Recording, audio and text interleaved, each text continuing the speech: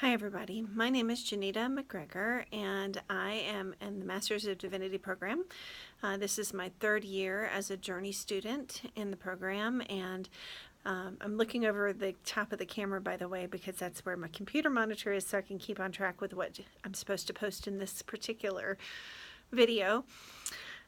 So it's my third year in the Journey program, and my vocational direction at this point, as I understand it, and I use those air quotes kind of loosely as understanding because I'm not entirely sure we're ever able to understand a vocational calling, but we do our best to respond to it. But my vocational calling at this point is United Methodist. I'm on an elder track, and so possible graduation in June with ordination and provisional status at that point. Don't know. We'll find out. Let's see. My goals this year are to do the intern process, and I have intentionally overloaded my class schedules up until this point to attempt to have a lighter load in the classes through the final year. So hopefully I can devote more of my time to making this a success. Because I work full-time in children's ministries, there's my little Claude the Camel, I will be interning as a project-based or project site-based internship. The option that I've chosen to do kind of started my journey into seminary as a whole. I had gone down to a class at SMU, Perkins, for certification, and in the class I attended a worship service that was led by the disabled community. And I came back here to the Colorado Springs area, and I went to my staff here at first, and I said, "Oh my gosh, this is the best thing I've ever seen. It's so amazing and beautiful. Can one of you guys sign on to be the pastor?" And there was crickets that chirped in the room, I swear.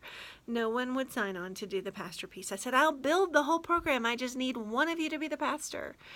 And at that point, the senior pastor turned to me and he said, "You do it."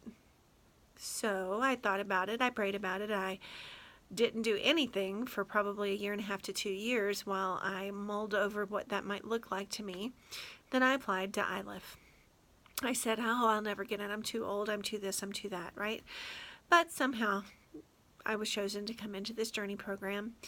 And here I find myself almost, 2.5 years, I guess, at this point later from the time that I got the acceptance letter, coming into an intern piece of building a worship service that will be led by the disabled community. Now, I want to be very clear. My intention is not to take away from mainstreaming or from being a part of any regular worship service, but in our particular scenario here at First, our chancel area is not handicap accessible. Because we are televised and it's a rather large congregation, you never see anyone that has a speech impediment or a cognitive disability as a reader or a participant in the service. The one person that was in a wheelchair, who also had, she was using a wheelchair, but she also was cognitively challenged in that respect, used to participate in adult choir and was asked not to be in it at one point in time during her time of worship here at First. So it's a need for this particular site, and it might be a need somewhere else, but I want to be clear that if you're already doing something that's inclusive, this is not to change. It's only to give an opportunity where opportunity doesn't currently exist. I think that's about, as far as my identity religiously, United Methodist, been one since I was 15, and before that it was a small church in Georgia that was probably Baptist-ish. Spiritually, theologically, I would say that I love everything about church. I'm not the Pollyanna version of church that everything is beautiful and perfect, but I do love the imperfect part that makes this beautiful community that we share together. And so local church is very, very important to me. I love the idea of serving and being in a local church, whatever that might look like. Philosophically, I don't know.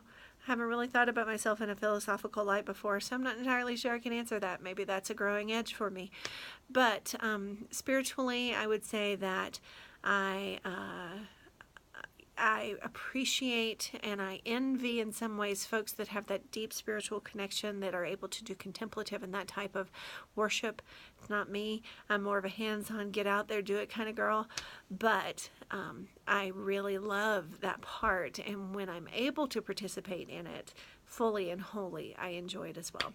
So I'm sorry, it's 5 minutes and 10 seconds. I need to cut this off. I look forward to a great class with you guys, and thanks for listening. Bye.